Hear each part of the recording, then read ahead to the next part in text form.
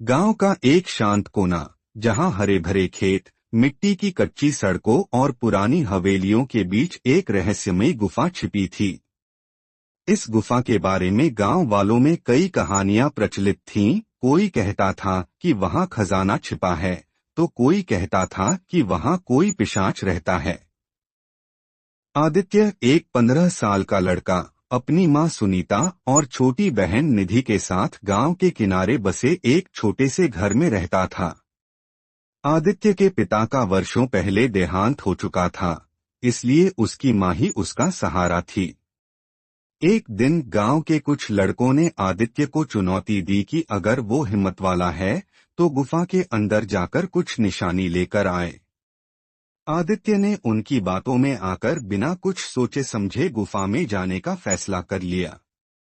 अगले दिन आदित्य अपने दोस्तों के सामने अपनी बहादुरी साबित करने के लिए उस डरावनी गुफा में घुस गया।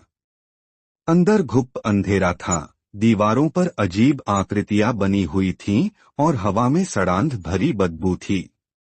चलते चलते उसे एक पुराना मिट्टी का मटका मिला, जिस पर अजीब सी लकीरें और मंत्र लिखे थे। उत्सुकतावश आदित्य ने वह मटका उठा लिया। आदित्य मटका घर ले आया और अपनी मां को दिखाया। मां ने उसे फौरन उस मटके को फेंक देने को कहा, लेकिन आदित्य ने उसे मजाक समझा और मटका अपने कमरे में रख लिया। रात को अचानक मटके से फुसफुसाहट जैसी आवाजें आने लगी।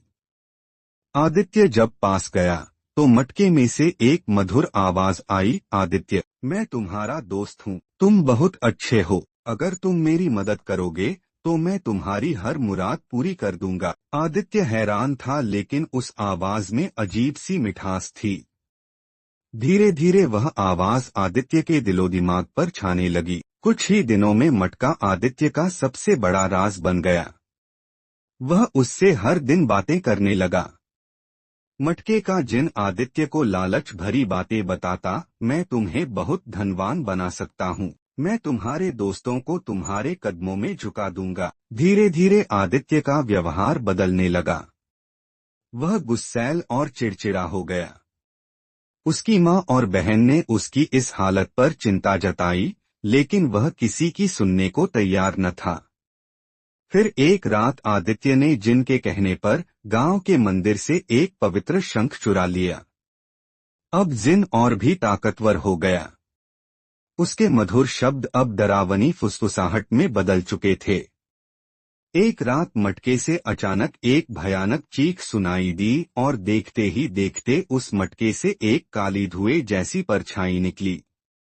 उसकी लाल आंखें अंगारे की तरह जल रही थीं और उसके लंबे नाखून उसके शैतानी रूप को और भयानक बना रहे थे। अब मैं आजाद हूँ और तुम्हारा सर्वनाश तय है, जिन ने गरजते हुए कहा। वह गांव में कहर बरपाने लगा। घरों के दरवाजे अपने आप खुलने लगे, जानवर मरने लगे और लोगों को अपने सपनों में वही डरावनी परछाई दिखने लगी। गांव वालों में हाहाकार मच गया। आदित्य अब पूरी तरह जिन के वश में था। उसकी मां सुनीता ने यह सब देखा तो वह समझ गई कि अब केवल मां का प्यार ही इस अंधकार को मिटा सकता है। उसने एक पुरानी किताब के आधार पर पवित्र धागा बनाया और जिन के खिलाफ मोर्चा खोल दिया।